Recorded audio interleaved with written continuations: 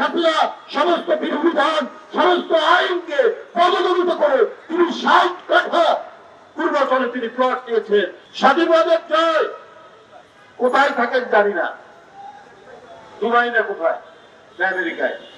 তার ৮টা বিলাসবহুল গাড়ি পাওয়া গেছে, একটা না না ৮টা বিলাসবহুল গাড়ি, মানে যে সে গাড়ি না, একটার দাম ২০-২৫ কোটি টাকা দাম। তো আপনার ছেলে কি করতো?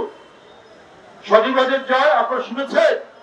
ওই কি কোনো ব্যাংকের ম্যানেজার ছিল, কোন অফিসের কর্মচারী কর্মকর্তা ছিল, কোন বিশ্ববিদ্যালয়ে পড়াশোনা করত, কোথাও বড় ব্যবসা করত? আমরা তো শুনিনি।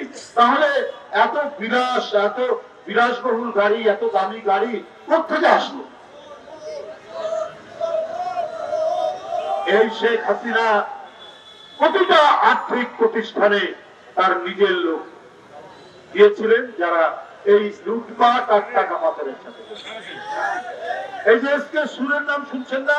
এখন ধরা পড়েছে এসকে সুর, বাংলাদেশ ব্যাংকের ডেপুটি গভর্নর। এই এসকে সুর ইনি ছিলেন শেখ হাসিনার সমস্ত লুটপাটের কথা। বাংলাদেশের মানুষ অনেক কিছু টের পেয়েছে, কিন্তু শেখ হাসিনার গুম খুন হত্যা হত্যার ভয়ে অনেকে মুখ খুলতে সাহস পায়।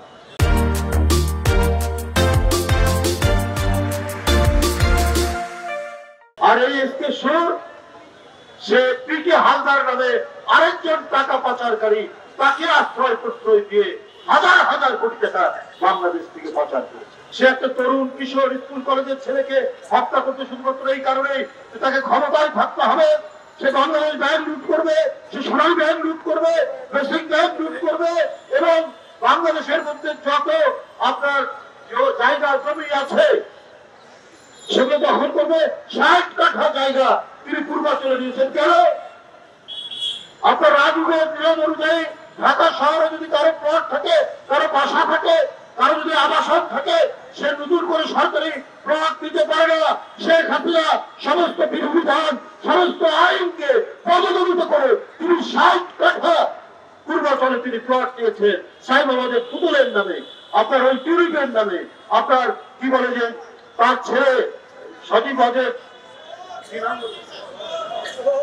তার ছেলের নামে আপনার ১০ কাঠা করে ৬ জনের নামে তিনি প্লট দিয়েছেন। কত বড় চোর, কত বড় ডাকাত, কত বড় আত্মসাৎকারী হতে পারে শেখ হাসিনা, যে কাজটি তিনি করতে পারেন। তাই বন্ধুরা আমার, এইরকম একটি দানব লুটেরা সর্বগ্রাসী এক কুভুক্ষ রাক্ষসের হাত থেকে জাতি যখন পরিত্রাণ পেয়েছে, সুতরাং আমাদেরকে নতুন মানবিক সাম্য, আমাদেরকে একটি জোরালো গণতান্ত্রিক শক্তির উপর আমাদেরকে দাঁড়াতে হবে।